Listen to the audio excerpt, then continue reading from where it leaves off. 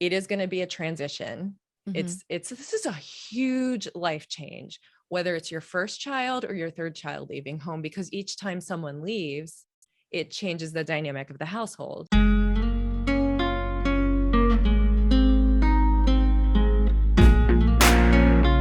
Hey, sweet mama. Welcome back to another episode of Mama Mindset. I'm your host and creator, Amy Cothran. And if this is your first time joining me, welcome. I'm so incredibly happy to have you here. I welcome you into this community with open arms and am incredibly grateful you found this platform. And I hope that you find value in it. If you have joined me in the past, welcome back. I always enjoy the support. Thank you so much for being a part of this community. I'm so excited to introduce all of you listeners to this incredible guest today. Christine Maziarz is an empty nest coach. Yep. You heard that right. An empty nest coach. So I found her on Instagram. She has a great TikTok following as well. And I just knew, being proactive women, proactive mamas, I wanted to talk to her. I wanted to ask her all the questions on what we can do to help us prepare for that moment of empty nests, because it's inevitable. It's coming for some of us, maybe sooner than later. Some of us, we have a long time. But as I've talked about in other podcast episodes, I don't want to be the mom that is faced with this empty nest moment and has no idea what to do, has no idea what I should be doing right now to prepare for that. Now, my conversation with Christine covers a lot of information. It covers a lot of this topic, and we dive pretty deep. We talk about identity. We talk about proactive steps that we can take to prepare and plan. We also talk about thoughts, feelings, and emotions, and the fact that it's okay to feel the emotions when that time comes. But what do we do now? What are some of the things that we can do in our lives right now? And she is bringing us an interesting perspective in that she's coaching other parents that are in empty nest moments through this, as well as herself. She's also an empty nester who was a stay-at-home mom and homeschooled. So it's a great conversation. It's an incredible conversation with some real life, tangible pullaways from it and what we can do proactively as moms with young children who are not quite ready for that empty nest moment. So grab a cozy beverage and join me in this conversational journey with Christine. Hi, Christine. Welcome to the show. Hi, thanks for having me. Absolutely. I'm super excited to have you on. Share all of your plethora of knowledge with us, stay-at-home moms, and just dive into sort of this conversation that I've kind of dabbled in on other episodes in empty nesting and how should we prepare now for, that big day, that big monumental day. And so I'm so happy that you can come on and give us some of your advice and expertise. I'm excited to be here. I'm always honored anytime someone spends time with me. So thank you. Yes, absolutely. Okay. So why don't you take a hot second or however much time you want to just introduce yourself and talk to us a little about what you do and your background. Sure. So I go by Coach Christine. I'm Christine Maziarz. I use the coach for two reasons: to remind you I'm not a therapist, and the other is my last name's difficult. So Coach Christine is a good way to go. I have always wanted to coach and inspire, encourage women. I was a stay-at-home mom for most of my daughter's childhood, also homeschooled. And by the time she headed off to college, I was trying to figure out what area I want to coach into. And I had gifted education on my mind. I had homeschooling on my mind.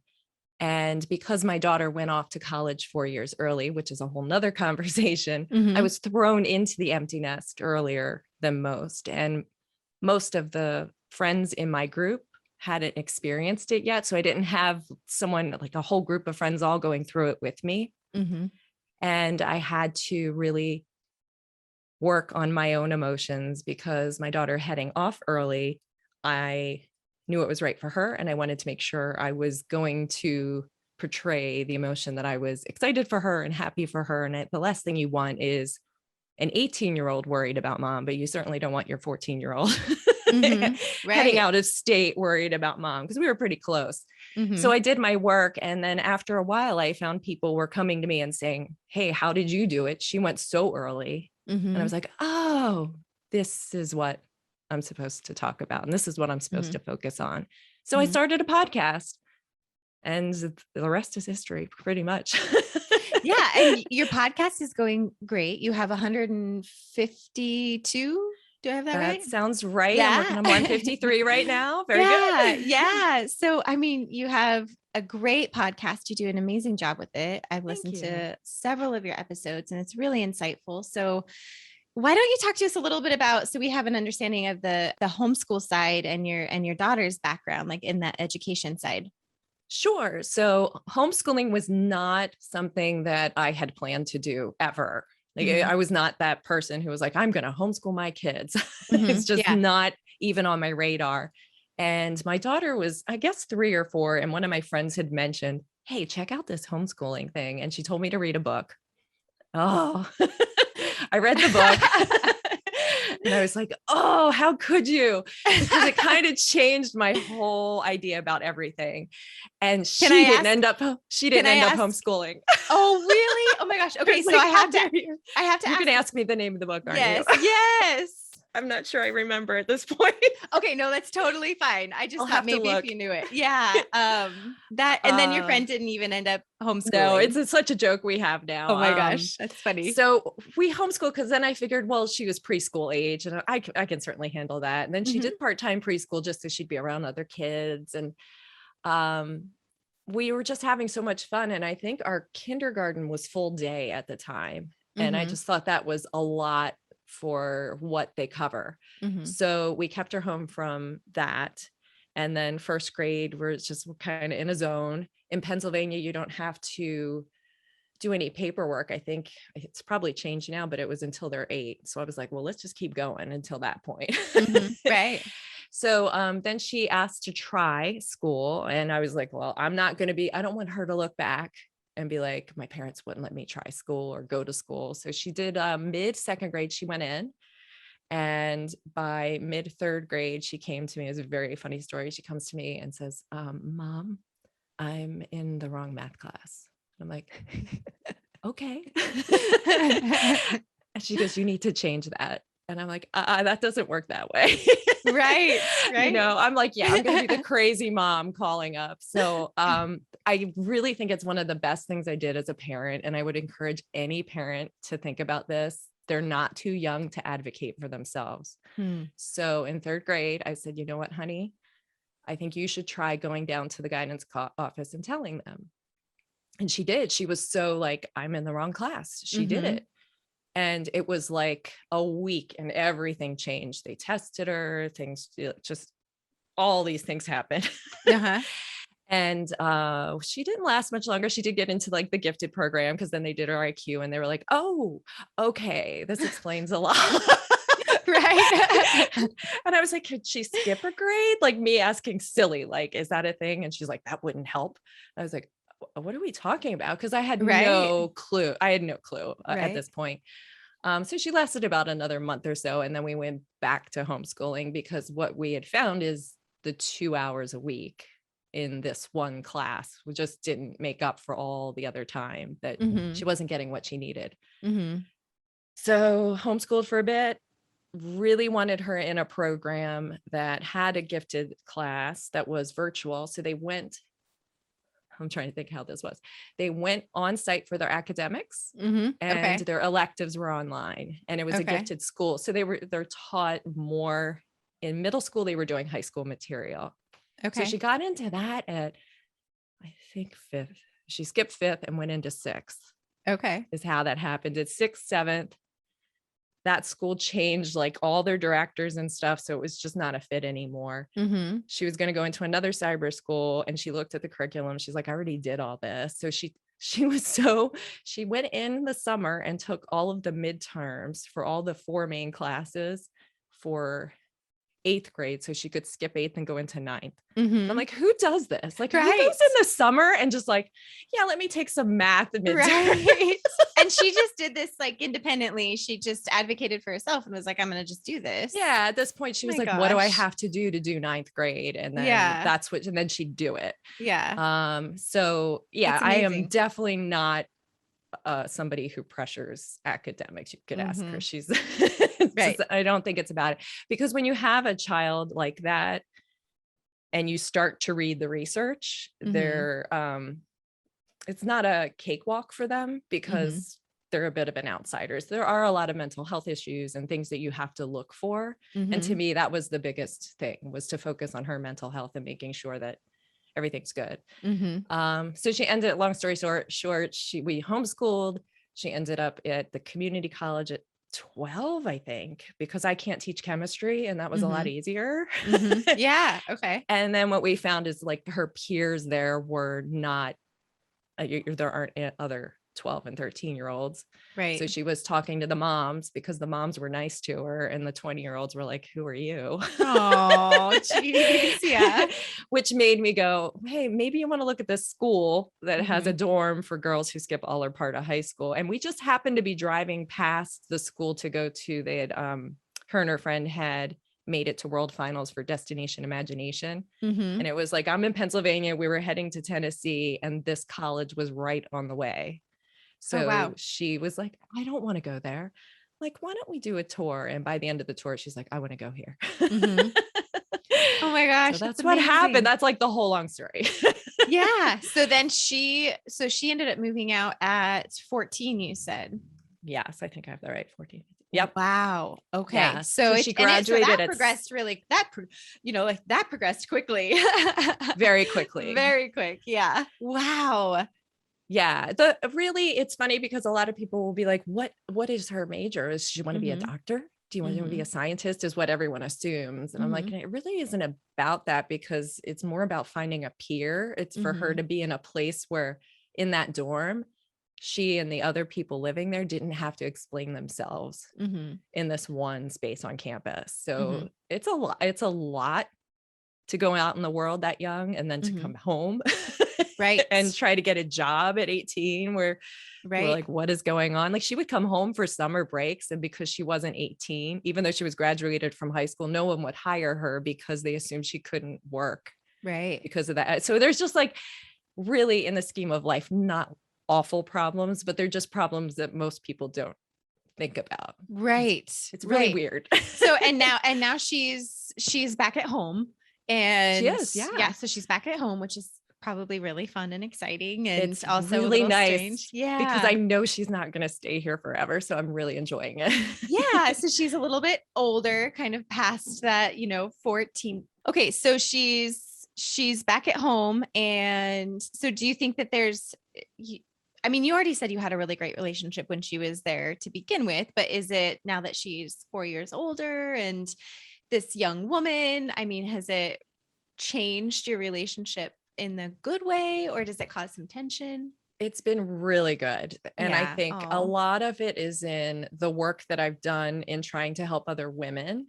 A lot Mhm. of the times the work I do and I create for the podcast is really for myself. And then I share Mhm. it. It's probably very similar to you. Mhm. We give others what we need. And then Mhm. it's really nice because sometimes, I don't know if you do this, I listen to my podcast back and I'm like, oh, I did I say that? And that's really helping me right now. It's really, Yeah. really cool. Yeah. And what I found is, through that and through the time, I began to look at my own parenting role more as a coach Mm. versus a parent, Mhm. because there is this transition that happens. Like, every time they come home, they're a different human. They have had life experiences outside of us. Mhm. And they walk through that door and there's this pressure to revert to us being mom and babying them or whatever that relationship was. Mhm. And them maybe expecting us to be mom, or them expecting us to treat them differently, but there's no communication around it. Right. So I think knowing that every time they walk through the door on college breaks, or whether in the military, whatever they do when they come home, they're going to be changed, and having the Mhm. opportunity to really get to know who they are now, Mm. it's a privilege that Mhm. some of us don't get to experience that. So Mhm. I really try to get to know her, and it's so much fun Yeah. to have a different relationship with them, to see, who they were when they were little. Right. And Right. you've seen them go through it. Mhm. And it's really, really, really hard to keep your mouth shut Mhm. when they are trying to figure things out. It's hard when they're small. And I think it's even hard in some ways. It's more difficult because like the stakes are higher when they're on their own, Mhm. and you've been through it, but you also know you didn't listen to your parents. So you Right. kind of have to like remember that this is where they learn. Mhm. And just to be there, but to be like, Right. hey, do you want to know what I think? And if they say no, be okay with that. Right. And they'll come to you more. And it's super fascinating. I know not all children are the same. And I know there's a boy versus girl dynamic. I always hear the boys don't talk. Right. Right. But there are ways. And I think most will, if you make an effort, Mhm. if you listen to them and you hold space for them as if you're their coach, Mhm. and you show interest in what they're interested in. It's really not rocket science when we Mhm. think about it. Like, what do we want as Right. humans? Right. And you treating know? them as the young adults that they are, and just remembering how we were at that age and trying to find our own independence and exploration and, you know, making mistakes as you go. And Yeah. those are your biggest learning lessons. So okay, so I don't obviously have an empty nest. I have the opposite of I have a very full nest. Yes. So all I have to go off of is, and I don't want to talk about this in necessarily a bad way, but all I have to go off of is how it was when I moved out and my brother moved out for my Mhm. folks.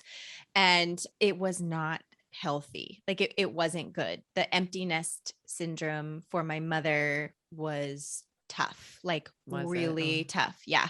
And then so I left right before college, even though I was in a very close city. I still was like, peace, I'm out of here.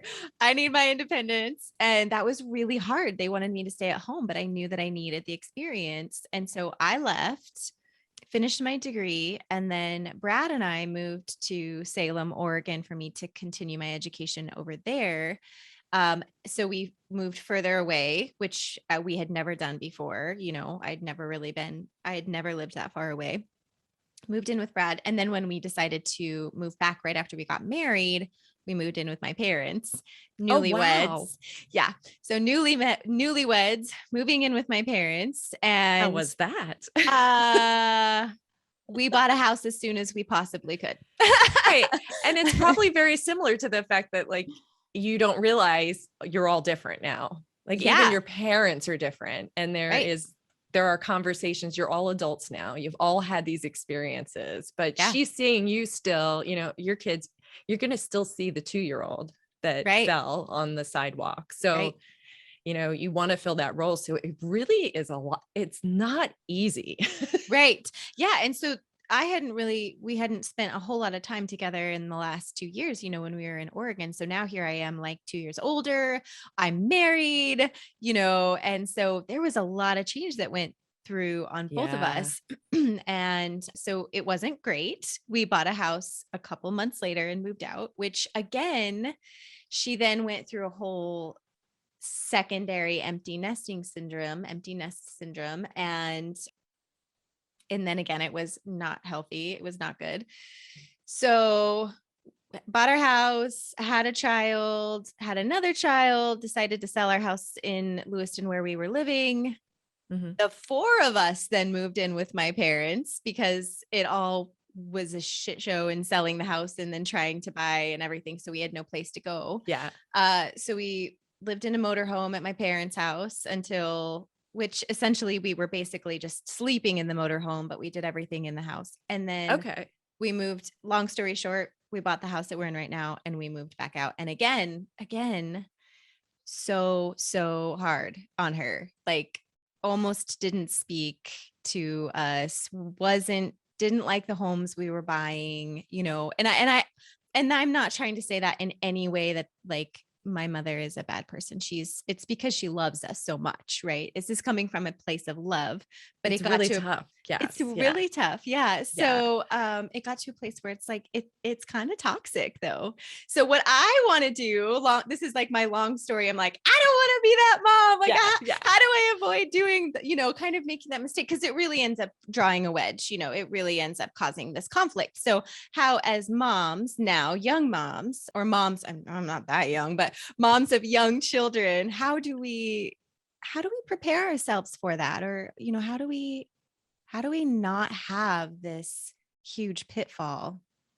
Yeah, I think it's really interesting because when you get there, you're not going to, it's going to be just like when you had your child. Mm-hmm. No one can prepare you for it, right? Mm-hmm. You've read the books, you know what's going to happen, but the emotions that come and everything, they're going to hit you when you least expect it. It's going to be, for some people, it's the minute they drive home. For other people, it's when they go see the empty room. There's all these things. So I think just being open to the fact that it is going to be a transition. Mm-hmm. This is a huge life change, whether it's your first child or your third child leaving home, because each time someone leaves, it changes the dynamic of the household. Right. So even the pets notice it. You'll see, like, it's crazy. Like, this is significant. Someone is moving out. So it's this huge change, and being aware that, like, this is the goal as you go through life. And the more that you can do to let them become who they're meant to be, and remember that your job is to remember who you are while you guide them. I think if I had somebody, I don't know that I would have listened to them, but if I had somebody tell me that, I think it would have helped me a little. Right. I did okay, but it is the one thing. Like, I think a lot of people say, like, keep busy, keep your thing for you. And I do think that's important. I also don't regret my time being at home with my child at all. You do not get that back. But you can be home and not be home, if that makes sense. Like, you can just not be present with them. And it's super easy to do when there was a period where I was a balloon artist. So I was doing exactly what you're doing. I have podcast stuff to do while you're at home. And it's really hard to stay present with them when you're with them. But those are the memories and the times that are just so special. And you'll get to see, like, the magic moments in them as they grow up, of like what sparks them. I think that's really cool. If you can see the things that spark them and excite them and kind of encourage that, and then move that into more of like, hey, why don't you try this as you get older? Yeah. I think you will then slowly become that coach, and, like, slowly over time feel that, versus your whole life is them being the sports or their academics, whatever it is. Like, you remember that your child is a different human being and what they do. Sure, it might be important when you're in the moms group and you share, and the person next to you, their kids all have 4.0s and they're all going to Harvard, and it doesn't matter in the end. What matters is that your child is healthy, knows what they can do. They're gonna have tough times. So are the kids in Harvard, like, or whatever the thing is that you compare yourself to.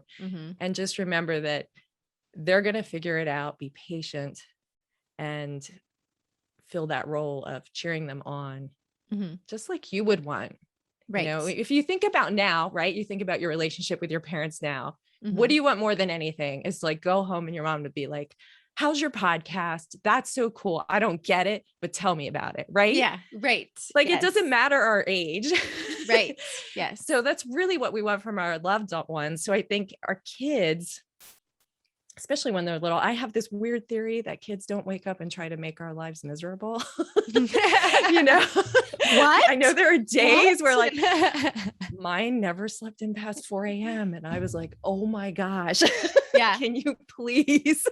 Yeah. But it's to remember, like, that's just who they are. And there might be things that really suck on days, but they're not, I'm sure there's 1%, but 99.9% of our children do not wake up to make our lives miserable. When they're miserable, it's because they're sick and they don't know why, or they're having mental health issues and they don't know, they can't communicate.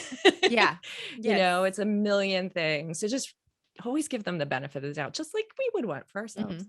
So do you think that there's a shift in your role I mean, you'll always be mom, right? You'll always Yeah. be mom, but is there a shift in your role from when you're no longer really parenting, but like you said, you're more guiding or coaching, or, you're not like, I mean, you have to take a step back at some point and say like, okay, now you can wipe your own butt now and you can make a peanut butter and jelly Exactly. sandwich. And then, like you can drive. And so like, I Driving, let feel me tell you that one. yeah. So, because your daughter is kind of starting to learn, right? Or is? Yeah, she is driving now. Yeah. And Okay. it's like those when I don't know, 10 years ago, I remember seeing the Subaru commercials when she was little and they show their kid driving away and I would cry. And for some reason, more than her going out of state to college at 14, it's the driving that Yeah. is, I don't know.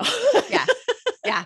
I know. And there's kids that are driving at like 14 and a half, like 15, they have their driver's license and they're driving around. I'm like, ah, I mean, that was me. I drove at that age, but now Did that you I'm really? yeah, What states yeah. are these? Holy Well, cow. Idaho. Yeah. Yeah. Oh my gosh. Yeah, like 14 and a half is when you can start. I think it's accompanied by a parent, if I remember right. But then by 15, you can drive on your own. I think it's not till 16 that you can drive at night, though. I can't remember all of it. But yeah, you have 16-year-olds driving around like in the middle of the night. When I was 16, I was like, I mean, I'm 16, I'm old, I'm totally can do this. And now I'm, 33-year-old mom. And I'm like, no, this is terrible. It's so fascinating. Yeah, We turn into our parents. right. So yeah, what do you think about that role shifting? I mean, do you think that that's something that we need to be conscious of and kind of proactive in understanding? Because I do feel like sometimes these moms are so used to momming, like, and taking care, and I want to be the mom that sees when it's, I mean, and it may not happen, like, it's not going to happen overnight. You're not going to immediately recognize that shift, but I do have an intention going into this. Like, I don't want to be caretaker mom forever. I want you to make mistakes and I want you to go forth, and I would love to guide you if you would like, but I don't want to make those decisions for you. So how does that come into play? It is fascinating because I also had my most recent job before my current job. I was on a college campus, and you would not believe the things parents stay involved with. And in college, you're not really supposed to be involved. Like they go to college and they're supposed to handle everything, but there are moms who will show up, and dads too. Yeah. And want to know the grades, want to meet professors that their children don't get to grow up. And really, it's a disservice to them. I mean, it's kind of a morbid thought, but if something happens to you and you've been doing everything for your child and they are 20 and they don't know how to make their own medical appointments, there's, there are things that need to happen to live life. That I think there are children who need that due to their situation. So like, I don't judge parents, but there are definitely those parents who they feel that's their identity. And I think that's what you have to be careful about, really, is noticing when it's your identity versus when you're really truly able to help and coach and work your way into a role where you're training them up to be able to handle life, really is what we want. Yeah. And then if they need to come home, they're at least like can help. Yeah, that's so interesting that you talked about identity, because that hits the nail on the head. Absolutely. Is we especially as stay-at-home moms, we identify as mom. Like we don't have a paid career. Like our job is raising our children. And so then at what point do we have to shift that identity slightly, and say, well, I'm no longer momming hard. I'm kind of momming from the back burner and I'm here when you need me. But I think maybe it's just scary. It's scary. And this is why I think it's scary, is that because we are so involved in momming and we do it so well and we really enjoy it. And then we do it for so many years, whether you're working or not, that's a really important role. And then you wonder who you are once that disappears, which could be a lot of what your mother is. You just, who am I if I'm not doing all this stuff for my kid? And what that means is you have to figure out who you are. And that's the scary part. Mm-hmm. And I truly believe that most people just don't even want to spend time alone with themselves. They don't want to spend the time to do the work to figure out, who am I without being mom?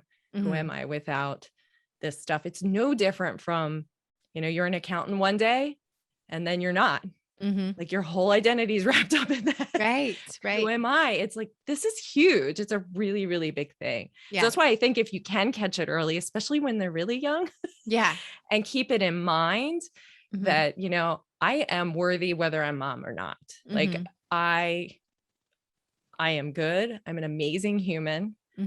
I can coach them. I can help them. I can be the best mom now. And that role is going to change over the years. And that doesn't change who I am. And I can still work on figuring out who I am and cheering myself on and being my own biggest fan.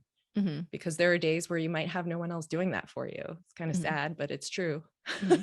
So I really think a lot of moms use their children and parenting as a way to, what's the word I'm looking for, to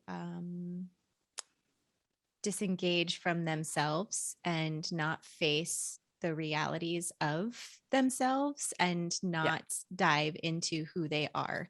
They almost use their children as an excuse. We've all done it. I've done it. Moms, I get it. Yeah. I've done it. Every mom has done it. But then you have to realize, like, you have to take the step back and be like, oh, my kids aren't an excuse. They should never be an excuse. That's a big burden to put on them. That is true. I just think that some moms don't want to, like you were saying, they don't want to get to know themselves again. It's almost easier to parent than it is to face yourself. It is, because there, it's just hitting me now as we're talking, is there isn't really a rule book to parent, but you can look to see what other people are doing for guidance and then try to keep up with that. So you kind of like, okay, there's something for me to do and I can maybe do it better than Susie Q there, or, so like you can kind of get this competitive thing that goes on. And to disengage from that, first of all, that puts you on the outside of all that external pressure. And then that does mean you have to figure out who you are. And that's just can be very scary, because most of us have never done that in our lives. We're not taught to do that. Right. Okay. So how is that with your coaching clients? I mean, do you start diving into how do they handle the topics of needing to dive into their identity and find out who they are? It's very interesting, because usually it comes up from one specific example that they have, for I'm just think random things. Like for one, it's my child wants an apartment. How dare they want an apartment? So it's just like they're fixated on that. And for another, it's my child is getting way too many tattoos. And, it's this one thing that they're focused on. And you realize I never come at it as, look, you're going to change your whole life. What I teach you is going to serve you in everything going forward. I don't really approach it that way, because in the moment they're just dealing with empty nest syndrome and this one thing that they're focused on. But without fail, they all get to the end and they're like, oh my gosh, I can use this for everything, because it's mostly realizing that they think they have control over the situation because they're thinking about it so much. Yeah. and like you have to delicately hold space and let them realize that they really those thoughts aren't doing anything except hurting themselves. Because a lot of times there'll be a concern for example, my child wants to be an art major, which means they're going to be homeless and destitute the rest of their lives. So they have this whole thing planned out. And I'm like, right. So they're a junior in high school, and like, so what are the facts? Is that going to happen? Yeah. What, you play out like all the scenarios and let them see what happens. It is fascinating to watch. And then eventually you get to a point where they're like, oh, I don't need to think about all this stuff as much. I don't need to worry about it. I mean, I could, but what does it serve? And then they've discovered they have more time because they're not spending all this time thinking about it. Right. And then we get to a point where they're like, well, what am I going to do now? Mm-hmm. And it's really fascinating to watch them figure it out. And usually I love this part of it because they'll be like, I should do this. I'm like, okay, play it out in detail. Let's see what it's like. Mm-hmm. And they'll come back and some like love it. That's what they're going to do. And others are like, yeah, I don't think I'd really like that now that I've really thought about it. And Yeah. they'll go through 3 different iterations. And, one will be like, I'm perfectly happy with my life. Mm-hmm. And that's okay. And I'm like, that's totally okay. But it's like, you almost need to process it out to realize that you are where you want to be, or Mm-hmm. you're not. And now you can make a plan for that and figure it Mm-hmm. out. It's really fun to watch. Yeah. It's really fun. That sounds absolutely amazing. So have you come across clients before or people that you've, talked to that were like, I'm so happy the kids are moving out, or they were, like, I was so excited and we were like, yeah, we're empty nesters. And then the crash comes and they're like, shit, this is really hard. Does that happen? Because I feel like that would be me. I mean, I don't know. That's like way down the line, but I want to be the mom that's like, yeah, I'm so excited they're gone and we can like do all this stuff. And then I feel like the crash would come hard. I don't know when it's going to hit. Right. Yeah. You don't know when, and you might crash, and that's okay. Like Yeah. emotionally, you're going to have a crash at some point. Like if you Okay. think about it, like you're Mhm. going to be sad. You're going to miss them. Right. I think it would almost be strange if you didn't have anything other than excitement. There Mhm. are parents who I've heard from students on TikTok who are like, yeah, the minute I moved out, my room was converted into something else. Like Mhm. without like being told, like that's a big, that seems kind of traumatic to me. Right. Right. That's wild, but it's not my life. So I can't figure that. I don't know. I can't explain it. Yeah. And maybe that's just the way it is. That's happy. I Mhm. talked to another TikToker who's like, I can't even understand that parents would need you because mine were like, get out Mhm. at 18. So I think everybody's different. It's Mhm. all okay. I've literally worked with people who don't have children at all. They've like gone through my beta program to test it out, and we've done great together. And Mhm. I've dealt with people who mostly my ideal client are those who are their kids are like high school age, so Mhm. that we can kind of catch them before their kids leave so that they'll be in good shape as they Mhm. leave. But Mhm. then I get the ones after, and I have a lot of people that I've worked with or that have commented on Instagram that like, it doesn't get any easier, Mhm. like probably your mother. Doesn't matter their age. Yes. You just keep going through it. And I think that's normal because the memories come up Mhm. and you don't know which emotions are going to Mhm. trigger things. And if you haven't, I think especially if you haven't moved into that different relationship where you're kind of a coach Mhm. and you've had conversations, like my daughter lives with me now. She's only 18, but we treat each other like roommates. Mhm. And, I wear the mom hat when I have to, but usually we talk to each other like adults, Mhm. explain, here's the finances, here's this. And because she's going to have to do it on her own soon. Right. Hey, Mama, I wanted to take a second and remind you about the incredible opportunity that my friends at Primarily Pure are offering during Black Friday and Cyber Monday. For this limited time only, they're doing 20% off your site-wide purchase if you use Mama Mindset at checkout. This is an incredible opportunity to buy that gift for the mother-in-law you're not sure what to get, or your mother, or your children, or maybe even something for yourself. That is okay to use this discount to buy something for yourself. Their products are amazing. I've talked to you about them before. I use their natural deodorant. I use their oil cleanser. I use their dry shampoo. A perfect stocking stuffer opportunity for you is their chapstick. It's one of my very favorite chapsticks. So don't forget about this incredible opportunity from Black Friday through Cyber Monday for 20% off your site-wide purchase using the discount code Mama Mindset at checkout. And with that being said, let's get back to the show.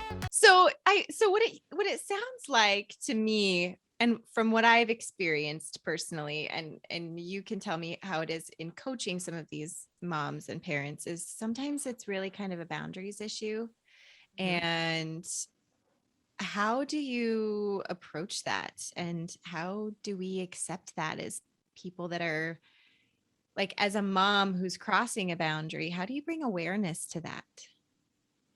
Yeah, sometimes you need difficult conversations. Mhm. Sometimes you figure out, is it a boundary issue? Is it maybe something that I've decided my parent or my child should act a certain way, Mhm.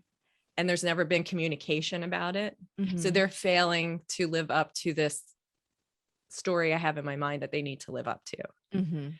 And is that fair? And have we Mhm. had a conversation about that? And then there's an analogy I use in one of my episodes where it's like, I feel like as early moms, we do a lot of craft fairs back before COVID. Mhm. Right. And it's like you walk in and you have a table and you're given that, right? Mhm. So if you have a relationship and no one's crossing any boundaries, like, you're not going to walk in and be like, hey, don't step over this line because that's my space, right? You don't need Mhm. to announce the boundary necessarily, but at the same time, if someone begins to cross it and you haven't explained it, that like, I need you to stay behind the table, it's not really their fault. If they may have a different story in their head that in order for me to get closer to them, I need to be within this space. Mhm. Mhm. Okay. So if there hasn't been the conversation to address like, hey, this bothers me, or this would make me feel more comfortable, Mhm. and you do the work to decide you want to have that conversation because it's worth it, because it may improve your relationship, Mhm. then it's worth having. The Mhm. problem is most of us haven't ever been taught to do this. Mhm. We haven't been taught it in school. Our parents certainly haven't been taught it. So Right. it's really difficult to have these tough conversations. Mhm. So I think as a mom now, for me, it's very important for me to establish boundaries with the girls now. And I think, again, I guess I don't want to use like my parents as like every example, but what I have seen, not just with my parents, honestly, with like other peers my age and their parents, I shouldn't Mhm. just put it all on my parents, but a lot of parents in their peer group never had, like you said, they never had those boundaries. So then I almost feel bad for them, because as kids, when we were kids or as we were growing up, you're constantly crossing those boundaries or needing more from them or wanting more from them. Yeah. So as a mom now, I mean, I really try and have some boundaries with the girls, especially as a full-time mom, as a stay-at-home mom. Once I figured out, like, I have the right to have a boundary for myself Good amongst for my you. children, it was like, oh, it gave me back this empowerment, and I felt like an individual again and a woman. And that's really tough when you're nursing, if you have a young Yes. baby, there's the boundaries, the physical boundaries are like non-existent. But I Yes. feel like there's maybe little things you can do. And you can correct me if I'm wrong. Tell me what you think about any of this. But I feel like trying to do some of this early on, setting up boundaries between myself and my daughters, will help me later on. And it's hard with girls. I don't know if you've experienced this, but a lot of people that I've talked to, girls are very, I don't want to use the word clingy, but girls are always there and they're always talking and they're always like, I mean, I Yes. have like, It doesn't they're change when they're right older. here. I don't see that as often with boys. Yeah. They're like slightly more independent in that way, but I have 3 daughters and they're right here. So like a boundary for me, I mean, and I know this is like very granular and small, but a boundary for me is like, I have red tape in my kitchen. And when I'm in a hurry cooking dinner, when I don't need or want help, because that's another boundary. Sometimes I don't want help because I want Yes. to do something Yes. by myself. But I put red tape in there and I'm like, red zone, you need to be out of the red zone. It's A, safety, also B, like I Yes. need some space. But once I realized I could do those things, I'm not being mean, I'm not being a bad parent, and everybody's going to probably be a little bit happier. I was like, wow, This is Yeah. really empowering, and it's all okay. As stay-at-home moms, I feel like sometimes we think we have to do all of the things, and we have to like take on all of the burdens and all of the emotions. And so I'll tell the girls, like, I'm sorry, it's not my job to make you happy right now. That's not my role. And That's they're a like, really big what? gift you're giving them, actually. Right. I Yes. think so. So what do you think about that as young moms or moms with young kids? I think that what you just said, two things. I love the red tape idea because eventually they're going to be old enough that you don't need the red tape and you can just be like, I need my space in the zone. And that is Mhm. allowing you to have the peace that you need Mhm. to not snap or, them not get hurt. I think that's fantastic. And they're seeing what you're doing. So they're Mhm. going to set their own boundaries. They see so much. They learn so much by what we do. I think Mhm. that's fantastic. Mm. Um, I love that so much, actually. It's really, really, It came out of desperation, honestly. Like, some of this stuff comes from the point where I'm very self-aware, and I'm grateful for that. And I've done a lot of work to become self-aware, and I know a lot of moms and a lot of women aren't, and they're kind of on this journey, this early journey of becoming self-aware. But I've done a lot of work to get myself to this place where I know, like, I'm about to lose my shit right now, and this is what we have to do, and that's okay.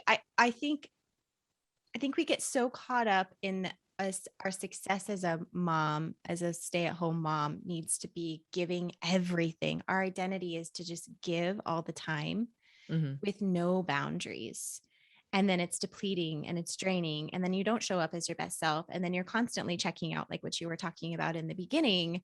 Yeah. That's where I found myself. I mean, Oh, I was there. Yeah. you're Yeah. like, I don't want to be here. Where's my phone? Or, oh, I just want to watch TV, or just stop bothering me, instead of like approaching it in a healthy way. Like, no, I'm going to give you this pocket of time, but then I need this pocket of time. Yes. It's so healthy. The other thing you said that is so important is that it's not my job to make you happy. And I Mm-hmm. think as parents, I think as humans, we are not taught that it isn't our job to make other people happy.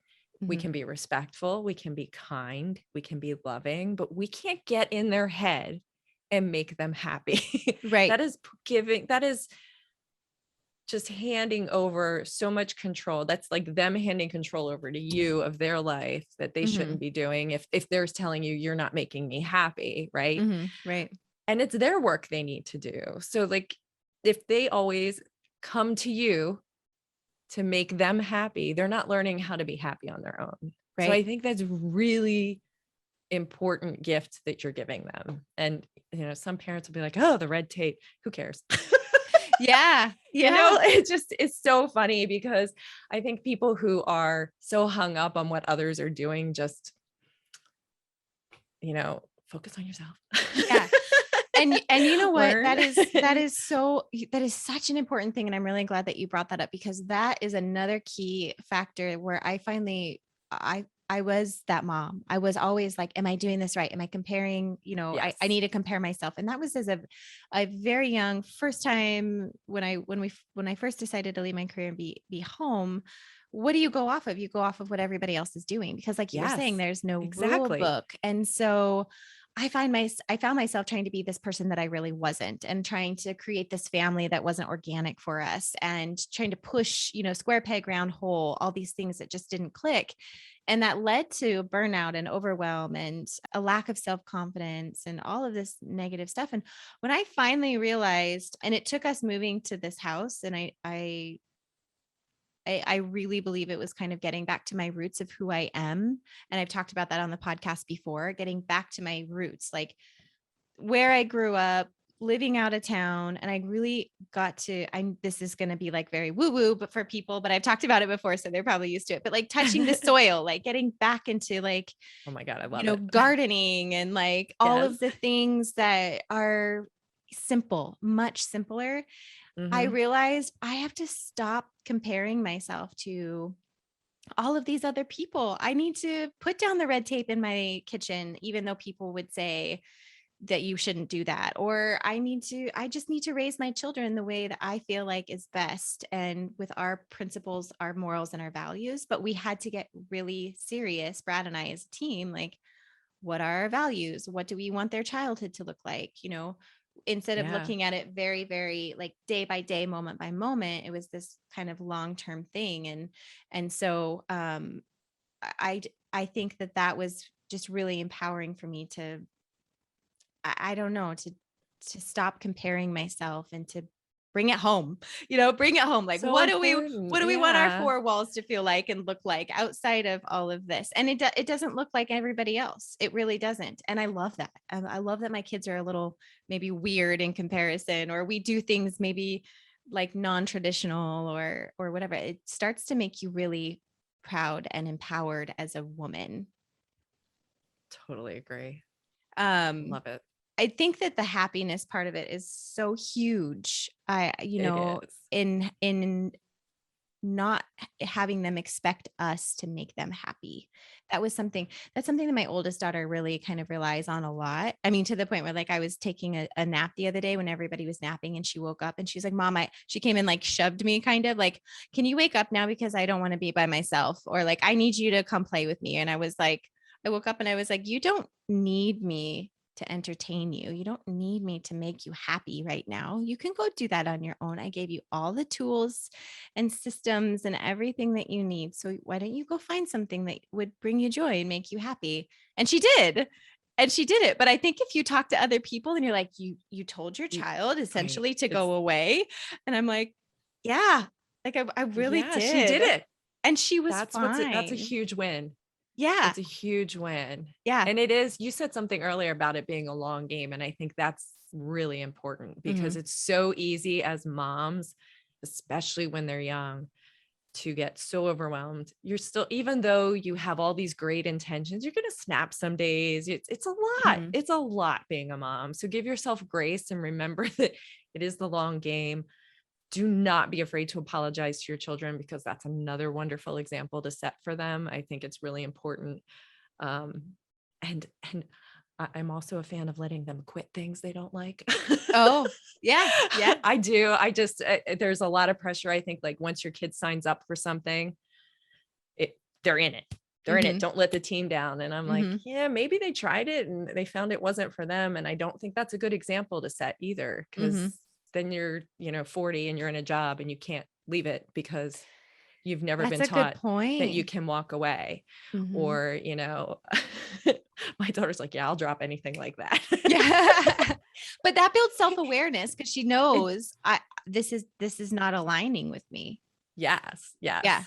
Yeah. I totally jumped topics, but I was like, oh, No, I feel like I want to share no, this. no. Yeah. Yeah. Because I think that could really help us too, as our kids are young, if we kind of know what we want it to look like when they move out, when we want that empty nest, what we want that to look like, helps us make decisions now. And what you were talking about is an identity outside of mom, which to me is like trying things, doing things, experiencing life outside of motherhood, going out with girlfriends, trying to find that time for self-care, even if it's just picking up a book and reading. And Yes. I'm sure the moms that are listening to me are rolling their eyes like, Amy, I get it. I need to read a freaking book. But I just feel like even if you did 10 pages a day, 5 pages a day, 10 minutes a day, like expanding your mind, expanding your brain to other things that are going on outside of just the four walls of your house Yes. really helps you understand, like you said, that long game. Like, what do we want Yeah. this to look like? Well, I want to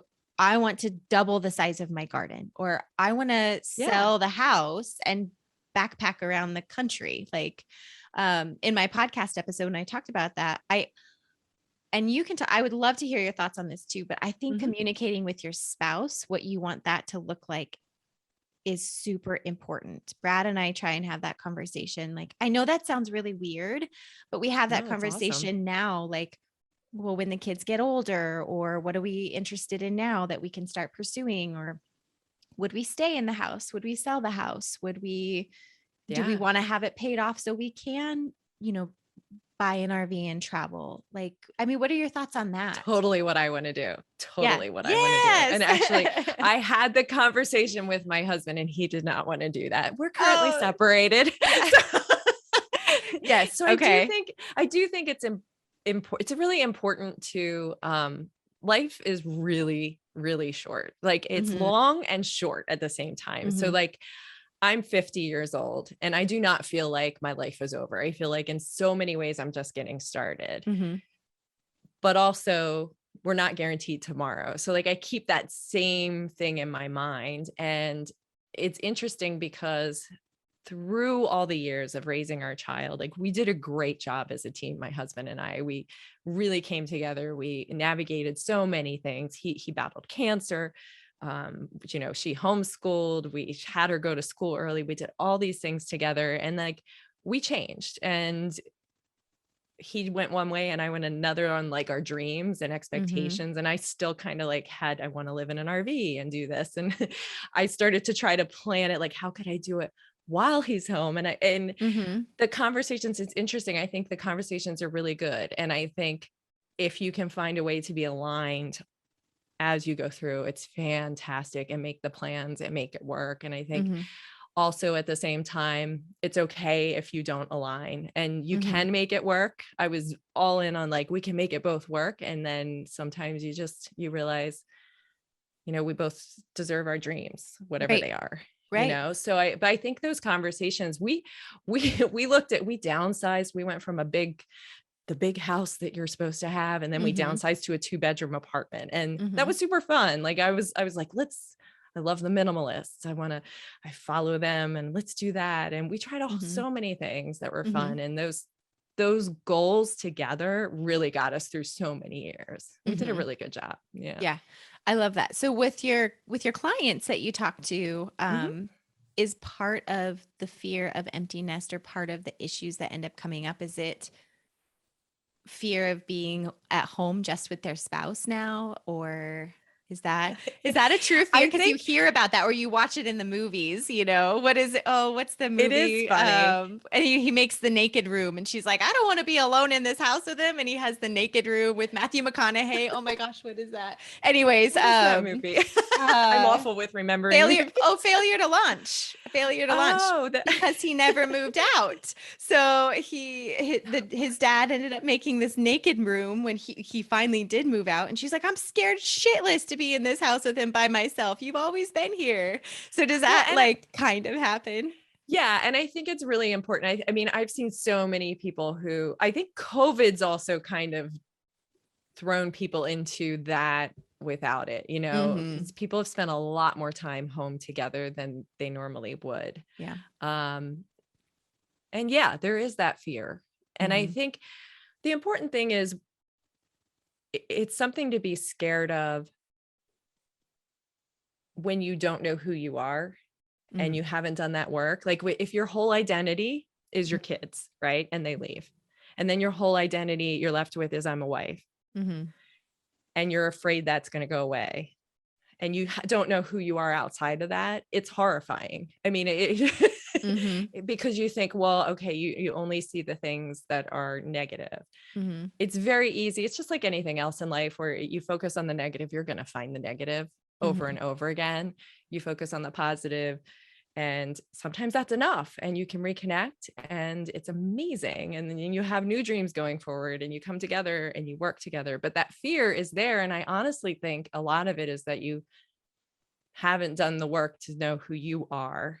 The problem is that can happen, to be quite honest, is you may discover who you are, and it might not align with, who your partner is used to you being. Right. And that might scare them, and that could change your dynamic. Right. But in the end, if you know who you are, you're good. But who's the one person you have from the day you are born to the day you die? Yeah. It's you. Yourself. Yeah. So like if you don't have your own back, if you don't know who you are, if you're not your own biggest fan, and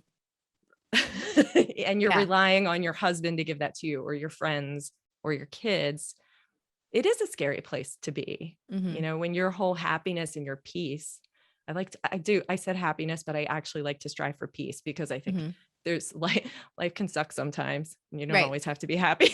Right. Happiness is so I think happiness is weird overused. Goal. Yes, I know.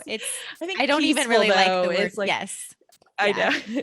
Yeah. It is easy to say though. And especially like our kids, but in the end, I do think you can have a level of peace as you go through all the emotions, even, you mourn loved ones, and you go through just big life changes, you can still find peace as you journey through the tough emotions. Yeah, there was a lot in that. No, Sorry. no. It's so true. That's what she says actually in the movie. And I probably shouldn't keep referencing the movie, but I think it's so interesting because she says, well, what if he doesn't like me? And I think in what you end up kind of really finding out is she doesn't really know who she is. And so once they ended up really realizing who they were outside of parents and their son, then, it was okay. But for me, what I would really love is for moms to take that proactive approach in doing the things like you're saying, like get to know yourself, know who you are, try new things. Also, I think moms now, my peers and things like that, we're still trying to find who we were. And there's this whole idea of like, even like pre-baby body, pre-baby weight, pre-baby activities, all of this stuff. And I'm sick of it. Because that person is no longer who you are. You are parts of you are still there, but you've transformed. Like I related to the very hungry caterpillar, you're this beautiful butterfly now. Yes. Right. Yeah. So you've like blossomed. That's what motherhood and being a woman and all of that really, that's one of the beautiful things about becoming a mother is it's really supposed to transform you and blossom and you grow into this beautiful, butterfly. And so why would you want to be, if you're this beautiful butterfly, why would you want to go back to the caterpillar? Because you are this butterfly. So now how do you go from there and expand your wings and, let's get all philosophical here and really embrace the flight of that, Yes, it's so true. I love woo, by the way. Yes. Me too. So how did that work when you were younger? So what was your experience? Or I guess maybe what I should ask a little more clearly is there something that you wish you would have done differently, knowing what you know now? I think I don't like to think that way because what I did is what I did, right? Okay. So like I think I learned through all of it. I just think really giving myself I wish I had done the work that I did 3 years ago earlier in my life, in like what you're trying to do for your audience and for your listeners and your clients is that, discovering who you are and believing in you without needing the external validation to kind of look at your own future self and I like to think of my future self guiding me, because in the end, I listen to advice, I'll take it in, but if someone expects me to take their advice, it may not happen because I'm really going to trust my gut at this point. And I wish I did it pretty well. I will say, like, we really did a lot of things with our daughter that most people would not have done. We sent her to college 4 years early. Right. So we did a pretty good job of it. And I think I just would have trusted myself because I really did feel like I needed the validation. It was hard to send my daughter to college. And then everybody's like, but she's not going to get prom. You're ruining her life. To remember that, like, I trust my gut. It's okay. And I would tell myself that, but I'm not sure I believed it at the time. It's really nice to be here now and see that it was worth it. Right. Oh, I'm sure at the time there was all kinds of reservations and hesitation. Oh, it was horrifying. It's the same with how we are with homeschooling now. I'm like, are we ruining their childhood? Are they missing out on the most important things? And then we go back to the basics of what we love about homeschooling, and you see the growth and you see all that and you're like, okay, we're good.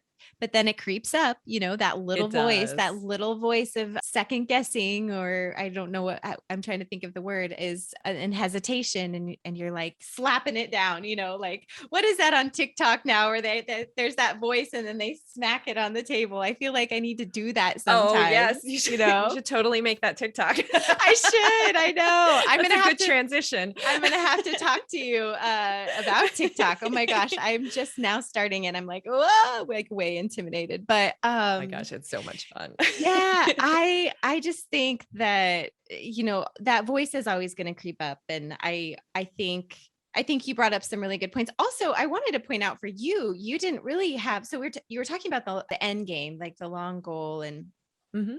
you didn't really get an opportunity to do that because then she was, you know, most of us think, oh, well, when they're 18 or when they're 19 and then they move out. And so even if you were kind of planning, you wouldn't have necessarily planned for her to be moving out at 14. So you had to like Yeah. fast track. Yeah. What is the end goal now? Oh, it's already here, you know? Totally. And it was Yeah. weird because we did homeschool her last year. And some of the girls who went to her college, they don't have their high school degree because in their state, they might not give it to them. Well, we managed to do that, but it was really weird because we went to her evaluator's house and Mhm. got the signature and then went to the car. And I was like, well, you're graduated. It was just like, it was really weird. Yeah, that is Like, really weird. And then like we had a party, but there was no like big, huge graduation to go to. It's just very Right. funny. So like when she graduated from college, it was a big deal because like we actually had something, but it rained that Right. whole day.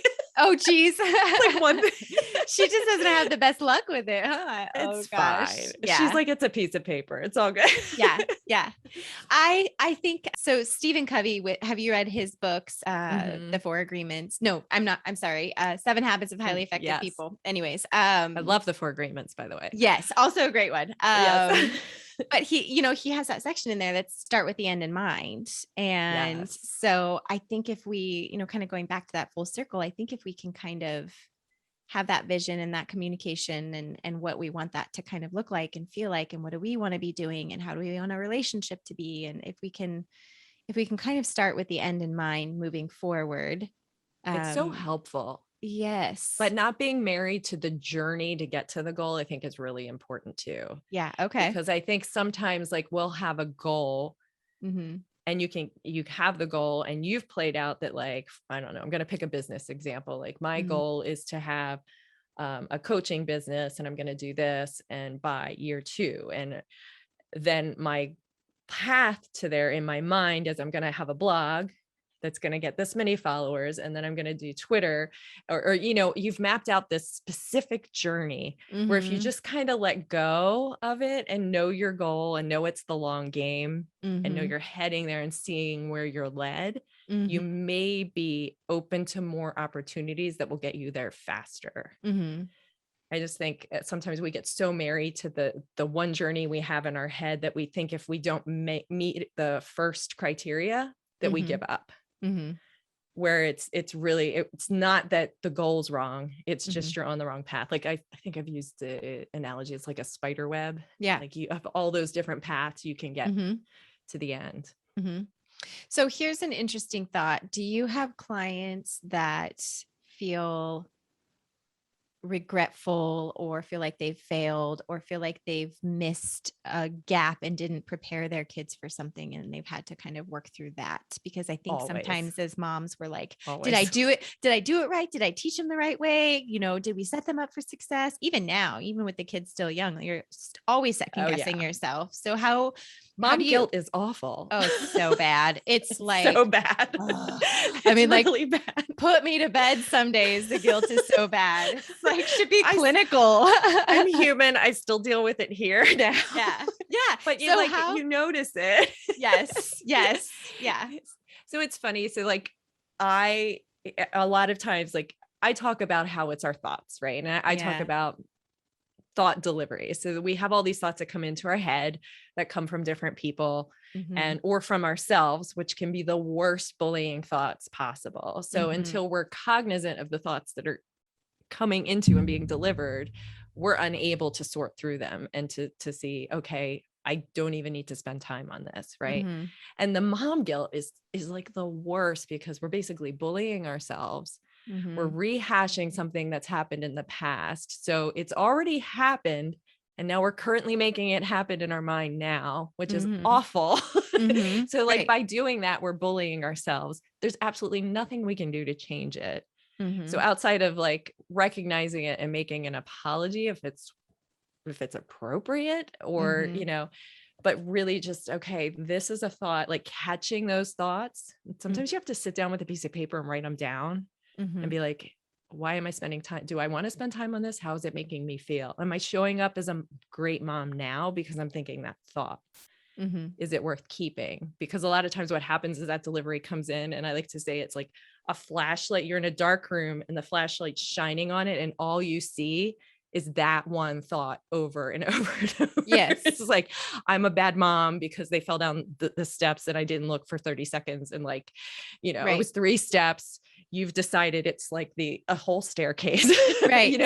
And their whole life has changed because of it. Yeah. And like this whole story we tell ourselves. So just to catch it and realize, okay, like meanwhile, they're right in front of me playing with a toy, or, they're successful out at college. So what is the thought serving me? And realizing that really mom guilt is, it's like our minds just beating ourselves up. Right. Yeah. And we wouldn't let someone else talk to us that way. That's exactly so annoying. Yeah, exactly. I know I'll say stuff out loud sometimes, and Brad's like, you don't have to talk about yourself that way, Yeah. And we're so critical of ourselves. We're so hard on ourselves. And it's, as you were saying that, we worry if we're doing the right thing, and then we feel guilty because we feel like we did it wrong. And then we worry again because of the decision that we made before is going to cause some kind of trauma or screw them up in the future. So you have like anxiety, guilt, anxiety over things that literally haven't even happened. So it's like this full circle shit show, really. Like it really is. I mean, it like anxiety, when I talk to a lot of moms, and I've talked about that on the show, like a lot of anxiety, aside from clinical anxiety. I'm not trying to take anything away from that or downplay. No, that's real. Yeah. Yes. But I do feel like anxious thoughts and some low level anxiety as moms that we feel all the time comes from fear of something that hasn't even happened yet, and worry of something that hasn't even happened yet. And if you can realize that you're worrying about something, so we're talking about going back like full circle for them leaving. Am I setting them up for success? Am I going to fail them? Like, you're worrying about stuff that hasn't even happened yet. All you can do is focus on the now. And I go back to, we change the future within our homes, and you have to do that now, not worrying about how that's going to be in 5 years, 10 years, 20 years. Like, you have to just, what do you need to do right now in this moment to show your child love, or to set up a boundary, or which is love also, by the way. Yes. And this, like, it's such a good example too. Yes. Yes.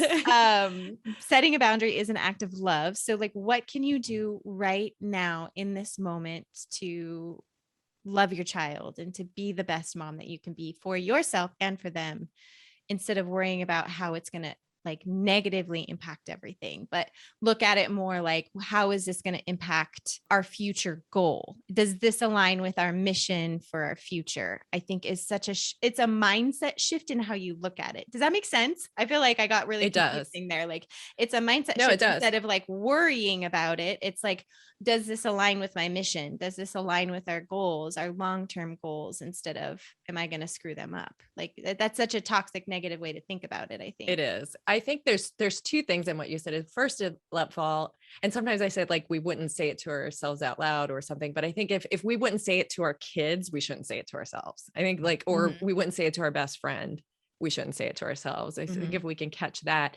And then like with thinking about the future versus worrying about the future, I think there's like, I'm a big fan of living in the now and being present, and I'm not always good at it, but that's my goal, because I firmly believe otherwise we're just not here. Right. And there are moments where we plan for the future consciously. And that's the difference, where like, okay, right now I'm playing. Is there anything I can do that impacts the future? And, am I going to plan for that? But if not, for me to sit here and worry about it, it doesn't help the situation. And I do want to qualify and say that, like, yes, some people can't pull out of those thoughts. And then I would definitely seek some help, because you can get significant help that will allow you to pull out of the thoughts, and it will change your life. Yes. Thank you for including that. Yes. Yeah. So Christine, we talked about a whole bunch of stuff today. We did.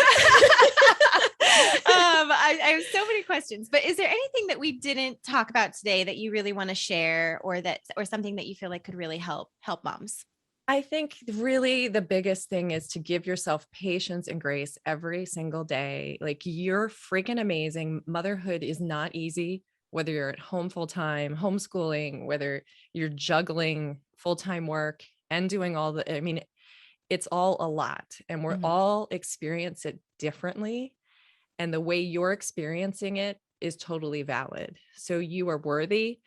Your emotions are worthy. Please experience your emotions. You're strong enough to process them, and just really cheer yourself on, and find somebody that if you don't have somebody to talk to, whether it's your partner, a friend, a coach, a therapist, like, have that safe space. It will really make a big difference. Sometimes you just need to say your thoughts out loud in a safe space to hear what you're saying to yourself. Mhm.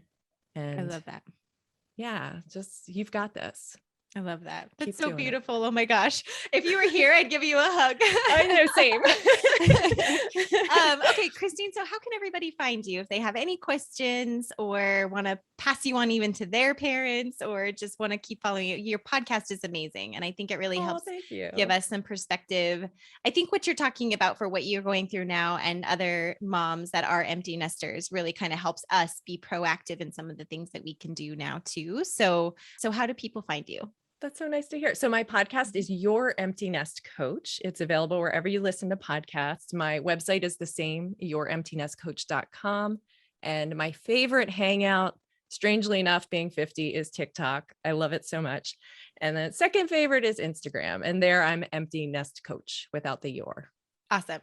And I'll put all of that in the show notes so nobody has to rewind it. They can come back and they don't have to come back. They can just find it down there. So thank you. Awesome. Thank you so much for Thanks for today. having me. This is so much fun. Yes, this was so nice. I love having the perspective of a past stay-at-home mom, somebody who did it to just kind of help us. I mean, I think every mom needs a mentor and I think that it's really great to find incredible women like you that are using their experience to help others. And if we can use that experience to help us as well, I think what I love It's about you, great. what you're talking about is a lot of times when we talk to moms, they're like, I don't remember. I don't remember how I did that. I got through it. Or, and Yes. and having I'm like, this is no It's help like to me. childbirth where they're like, oh, I did it. And I'm like, what? That was kind of a big thing. Yeah. Yes. Yeah. I'm like, I need a little more gritty, like how to help, And so Yes. this was great to be able to have this opportunity to get some really tangible hands-on advice. So I thank you so much for that. Oh, thank you so much. It's been an honor to be here. Thank you, Amy. Well, we'll have to have you back on. Oh, I'd love that anytime. Yes. All right. Well, we'll talk to you soon, Christine. Thank you Okay, again. thanks. All Bye. right. Hey, sweet mama. Thank you so much for joining me today and Christine in this conversational journey. I hope you found value in it. I hope you enjoyed it. I hope you laughed a little. Christine and I had so much fun and so much to talk about. I think you could tell we really clicked. We really bonded. I'm excited to have made this connection with her and have her on the show and bring her expertise and her knowledge to us so we can take some of these proactive steps in our lives to prepare for the future. We talk in the episode about starting with the end in mind, and how do we start if we don't always know the tools and things that we need or can have, or the possibilities. And that's what this episode, I hope, really brought you, is just some perspective and some thought-provoking moments and maybe some aha moments in steps you can take and things you could do now for preparing for that moment when the kids are gone. So we're not so sucked into our identity as mom that we aren't prepared for those moments. Now, if you remember, we did talk about feeling the emotions, and it's okay if you feel those emotions and they're going to come up. So don't think by any means that I'm saying you're not going to be sad when that time comes, or you're not going to be, missing them. And Christine puts it beautifully that it's okay to feel those emotions, and those emotions will come up. So there's no point in trying to say we're squashing those emotions. But what we're trying to do with this conversation is just realize that those emotions are coming. Those moments are coming. Now, what can we take? What can we do proactively? What steps can we take now to prepare ourselves for a more successful empty nest moment? And I'm all about planning ahead. I'm all about prepping. So I know you're probably thinking, Amy, I have a 2-year-old. I'm not freaking thinking about empty nest, but the decisions that we make now, the minutes, the moments, the days, the weeks, the years, they all add up to our future. They all add up to who we are now. And if we want something to look a certain way in the future, we do have to start with the end in mind. So I hope that you found value in this. Christine is amazing. I thank her so much for coming on the show and being open and honest with us and being vulnerable in her story and her journey as well. So thank you so much for listening today, sweet mama. I look forward to talking to you all again soon.